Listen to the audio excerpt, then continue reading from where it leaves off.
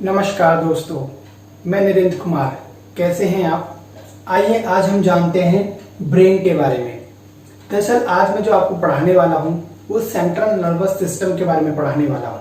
और central nervous system में दो चीजें होती हैं, एक है आपका ब्रेन और दूसरी होती है स्पाइनल कॉर्ड। स्पाइनल कॉर्ड यानी आपकी रीढ़ की हड्डी जो यहाँ से होकर नीचे तक जाती है। ठीक है, तो रीढ़ की हड्डी के बारे में हम नेक्स्ट क्लास में पढ़ेंगे। आज की क्लास में मैं आपको पढ़ाने वाला हूँ ब्रेन के बारे में।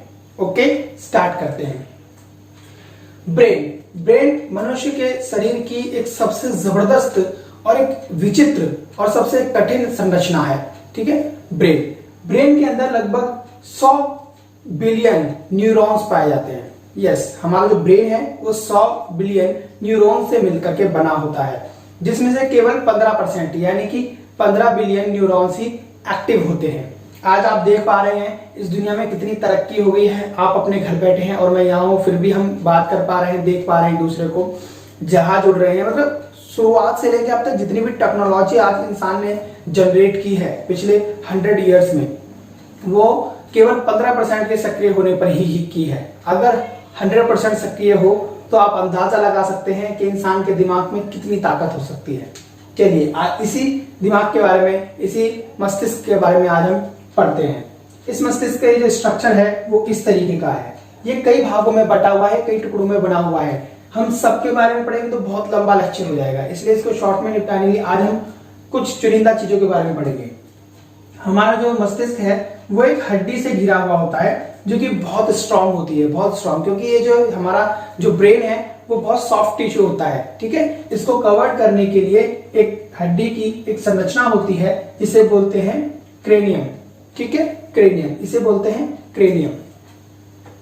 नेक्स्ट, आज हम बात करेंगे इस पूरे मस्तिष्क में कौन कौन से पार्ट होते हैं। ठीक है, सबसे पहले हम ऊपर के पार्ट की बात करेंगे, जिसे सेरेब्रम बोलते हैं। सेरेब्रम, अच्छा, सेरेब्रम की जो है कई पार्ट में ये भी डिवाइड होता है। ठीक है, कई पार्ट में ये भी डिवाइड होता है, लेकिन ये मस्तिष्क का सबसे बड़ा हिस्सा होता है। ठीक है, लगभग 2/3 हमारे मस्तिष्क का लगभग 2/3 हिस्सा सेरेब्रम होता है। और इसी में फिर सबसे ज्यादा न्यूरॉन्स भी होंगे। जब 2/3 हिस्सा है तो बड़ा हिस्सा है।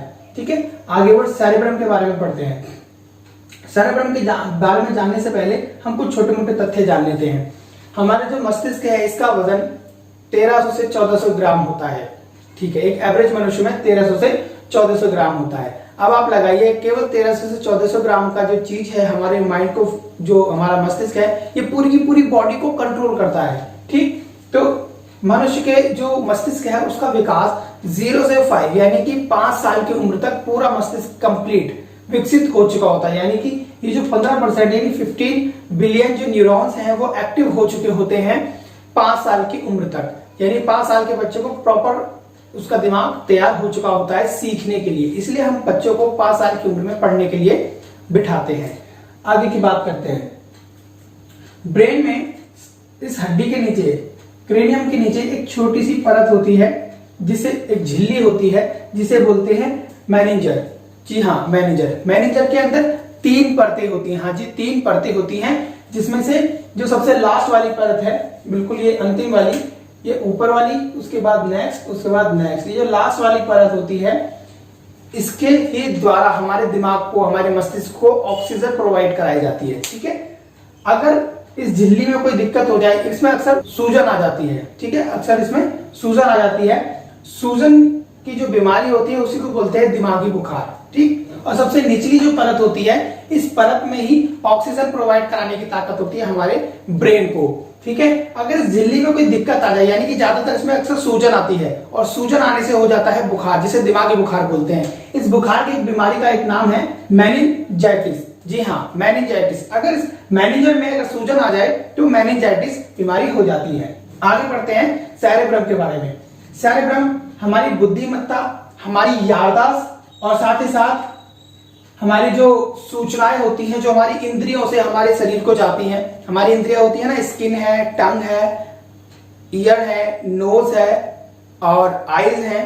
ये सारी चीजें जो है हमारे शरीर को सूचनाएं पहुंचाती हैं एक एक करके, सब तरीके की। तो वो सारी सूचनाएं कहाँ जाती है? सेरेब्रम में जाती हैं, और फिर उसी के अकॉर्डिंग वो एक्शन लेता है। ठीक है, सेरेब्रम में सारी ऐच्छिक घटनाएं, जैसे हमारे हाथ हिलाना, बोलना, चलना, आंखें ऊपर नीचे करना, ये सारी जो है ऐच्छिक क्रियाएं होती है, इन सभी को सेरेब्रम कंट्रोल करता है। ठीक है, आगे की ओर बढ़ते हैं। स्पर्श, दर्द, दबाव या दृश्य, यानी देखना, किसी का टच, स्पर्श महसूस करना, अपने ऊपर हमने ऐसे हाथ को दबाया, उस दबाव को महसूस करना, ये सारी की सारी चीजें महसूस कराता है हमारा सेरेब्रम।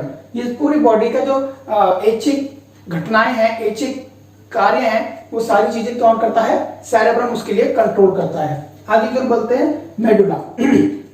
सेरेब्रम के बाद मध्य मस्तिष्क आता है। मध्य मस्तिष्क का पार्ट होता है हमारा मेडुला। ठीक है, एक ऐसे कार्य जो बिना इच्छा के किए जाते हैं। ठीक है, ऐसे कार्य जो बिना इच्छा के किए जाते हैं वो मेडुला के द्वारा किए जाते हैं, जैसे कि बीपी, हमारा ब्लड प्रेशर का अप एंड डाउन होना, पाचन क्रिया, लास्ट में हमने पाचन क्रिया के बारे में पढ़ा था। तो पाचन क्रिया सबसे पहले मुंह से खाना अंदर चला गया, वो तक हमारी इच्छा है, उसके बाद फिर वो अपने आप वर्क करता है, पेट में जाना, स्टमक में जाना, उसके बाद उसके लिए एक जूस क्रिएट होता है HCl, वो बनना, साथ ही साथ आगे फिर पैनक्रियास से जूस बनना, लीवर से बाइल जूस बनना, और साथ ही साथ में इंटेस्टाइनल जूस भी तैयार होना, उन सबके साथ भोजन को पचाना और बॉडी से आउट करना। ये सारी क्रिया जो सिस्टम वाइज एक के बाद एक के बाद एक के बाद जो होती हैं, वो सारा सिस्टम कौन मेंटेन करता है? मेडुला। मेडुला में दो ग्रंथियां होती है, थैलेमस और हाइपोथैलेमस। तो वो सारी चीजें यही कंट्रोल करते हैं। इसके साथ धड़कन है, सांस लेना, धड़कन, दिल अपने आप धड़कता है ना, तो वो प्रॉपर काम करता है किसके ऑर्डर पे? हमारे ब्रेन के ऑर्डर पे। ब्रेन ही उनको चीजों को कंट्रोल करता है, यानी ये कार्य अपने आप होते हैं। साथ ही साथ हाइपोथैलेमस से हमारे हार्मोन्स, हाव भाव, जो हार्मोन्स होते हैं, जो हमारी बॉडी, देखो कोई भी काम हम करते हैं तो किसी भी तरह की इच्छा जब हमारे शरीर में जाहिर होती है या किसी तरह का हम एक्ट करते हैं, हाव भाव करते हैं, उसके लिए हार्मोन्स जिम्मेदार होते हैं। ठीक है, जैसे कि लेडी और जेंट्स दोनों में अलग अलग हार्मोन्स होते हैं, तो वो हार्मोन जो रिलीज करते हैं उसको मेंटेन करना, उसको माइंड तक पहुंचाना, और साथ ही साथ पहुंचाने के बाद उसके अकॉर्डिंग एक्शन लेना, ये काम करता है हमारा हाइपोथैलेमस। ठीक है, हार्मोन्स, हाव भाव, भावनाएं, हमारी जो फीलिंग्स होती है, दुख, दर्द, खुशी, ये सारी जो भावनाएं हैं, इनको कौन कंट्रोल करता है? हाइपोथैलेमस कंट्रोल करता है। ये हर भावना के लिए एक अलग तरह के हार्मोन्स को क्रिएट करता है।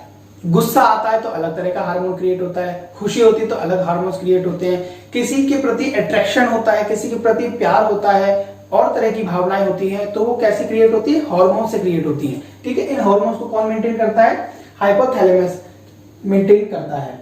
लैंगिक व्यवहार, जैसे कि आपने लैंगिक व्यवहार में देखा होगा, कोई लड़का लड़की की तरह बिहेव करता है और लड़की लड़की की तरह, पर ऐसे भी कुछ बॉयज होते हैं जो लड़की की तरह बिहेव करते हैं, कुछ लड़कियां होती है जो लड़के की तरह बिहेव करते हैं बिकॉज ऑफ हार्मोन्स। तो जो लैंगिक व्यवहार है, हम किस तरह का व्यवहार कर रहा है इंसान, उसके लिए भी हार्मोन्स जिम्मेदार होते हैं, और उन हार्मोन्स को कौन मेंटेन करता है? हाइपोथैलेमस।